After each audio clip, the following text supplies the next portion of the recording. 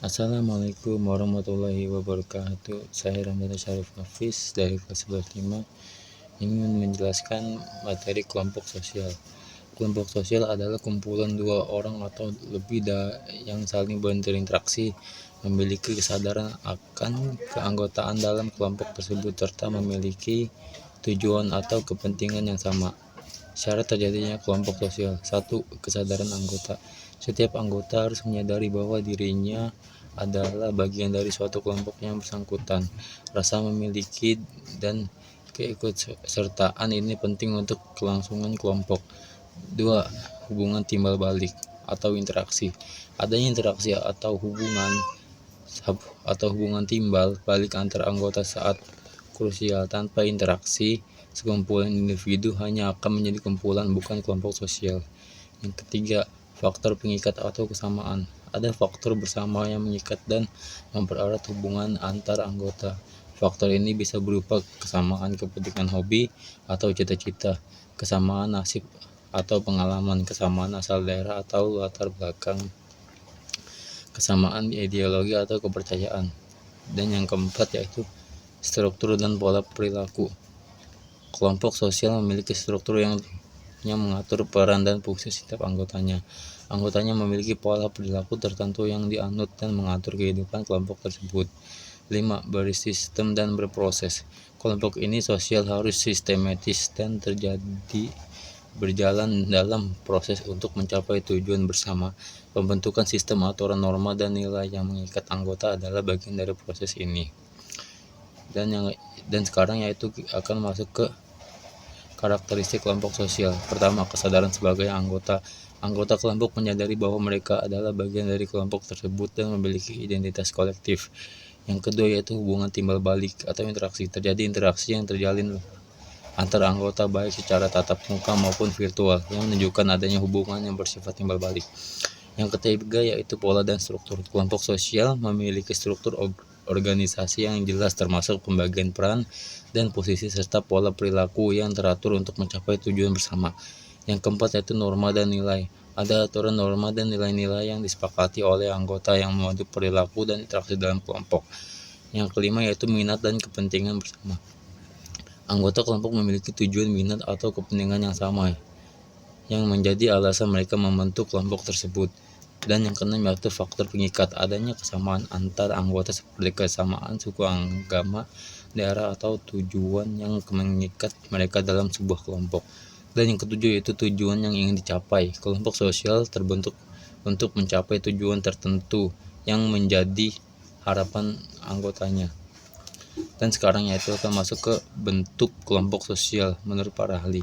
Menurut para ahli, yang pertama Surjono Soekanto. Menurut Surjono Soekanto, bentuk kelompok sosial dapat dibedakan berdasarkan kedekatan hubungan antar anggota, yaitu kelompok primer, primary group, kelompok primer atau primary group. Kelompok yang hubungan antar anggota bersifat dekat, intim, promosional, dan berlangsung lama. Contohnya yaitu keluarga, kelompok sahabat, karbit, arisan kecil di kampung. Kelompok sekunder atau secondary group. Kelompok hubungan antar anggota lebih bersifat formal, impersonal, dan biasanya terbentuk karena tujuan tertentu. Contohnya yaitu partai politik, organisasi, preferensi, perkumpulan alumni. Yang kedua yaitu menurut Charles Horton Cooley. Cooley juga membedakan kelompok sosial berdasarkan intensi interaksi dan sifat hubungannya. Yang pertama yaitu primary group. Ciri-ciri hubungan personal tatap muka, ikatan emosional, keakraban tinggi. Kelompok ini penting untuk pembentukan kepribadian individu. Contohnya yaitu keluarga, teman, sepermainan. Dan sekarang yaitu ada secondary group. Ciri-ciri yaitu hubungan fungsional, formal, sering tidak tatap muka, lebih mementingkan pencapaian tujuan daripada hubungan pribadi. Contoh yaitu organisasi, serikat pekerja, asosiasi mahasiswa. Dan yang ketiga yaitu menurut Ferdinand Tönnies. Tönnies membagi kelompok sosial menjadi dua bentuk besar. Yang pertama yaitu Gemeenschap atau pagayuban, kelompok yang terbentuk secara alami, ikatan emosional erat, sifat hubungan intim langgeng yang biasanya ada di masyarakat tradisional. Contoh yaitu keluarga, masyarakat desa, atau kelompok adat. Dan yang kedua itu ada Gesellschaft atau patembayan, kelompok yang dibentuk karena kepentingan tertentu, hubungan lebih formal dan rasional, serta dapat berakhir kapan saja jika tujuan selesai. Contohnya yaitu perusahaan, organisasi modern, asosiasi bisnis. Dan yang keempat yaitu ada Emily Durkheim. Durkheim memandang kelompok sosial melalui solidaritas sosial, yaitu solidaritas mekanik. Ciri-cirinya itu terdapat dalam masyarakat sederhana, kesadaran efektif, sangat kualitas ikatan terbentuk karena kesamaan pekerjaan, nilai, dan kepercayaan. Contoh komunitas petani tradisional. Solidaritas organik, ciri-ciri terdapat dalam masyarakat modern, ikatan terbentuk karena adanya diferensiasi kerja, pembagian tugas, hubungan saling tergantung antara individu. Contohnya itu masyarakat perkotaan, perusahaan modern. Yang kelima yaitu Paul B. Harton dan Chester Lehman.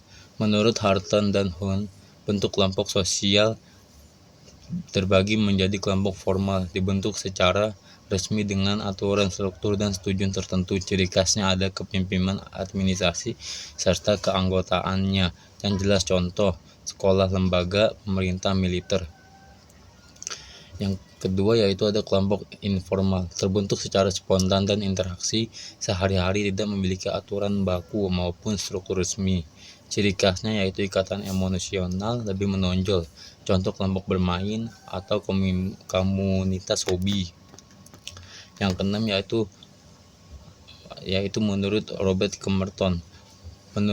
Merton membagi kelompok sosial menjadi yaitu Eingruppe, kelompok yang disarankan individu sebagai miliknya sehingga ada rasa loyalitas dan solidaritas tinggi. Outgroup, kelompok lain yang dianggap berbeda bahkan kadang menjadi saingan, contoh pendukung dua klub sepak bola berbeda in-group, klub yang didukung out-group, klub lawan. Yang ketujuh yaitu menurut William G. Summer juga menekankan pada perasaan kita dan mereka dalam kelompok sosial. In-group, kelompok di mana seseorang merasa memiliki, mencintai, dan terikat. Nah, kalau out-group itu kelompok yang dianggap lawan asing atau bahkan musuh. Sekarang yaitu masuk ke bentuk kelompok sosial tidak teratur.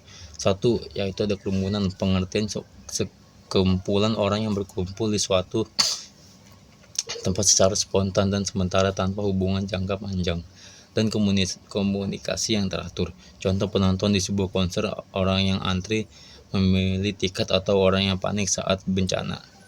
Yang kedua, massa, pengertian sekumpulan orang yang berkumpul dengan tujuan bersama dan terbentuk melalui perencanaan serta persiapan. Contoh sekelompok orang yang melakukan demonstrasi atau unjuk rasa yang sudah direncanakan. Yang ketiga yaitu publik, pengertian kumpulan individu berinteraksi secara tidak langsung melalui media massa atau alat komunikasi lainnya. Contoh yaitu penonton televisi yang menonton program yang sama, pembacaan koran, atau kelompok pelamar yang melihat pengumuman lowongan melalui media. Nah, sekarang masuk ke pola hubungan kelompok. 1. Akulturasi, definisi terjadi ketika dua atau lebih kelompok kebudayaan yang bertemu dan berinteraksi sehingga menghasilkan budaya baru yang diakui bersama. Contoh perpaduan budaya antara bangsa, pendataan, dan penduduk asli di suatu wilayah yang menciptakan budaya baru. Yang kedua yaitu ada dominasi. Definisi suatu kelompok secara jelas menguasai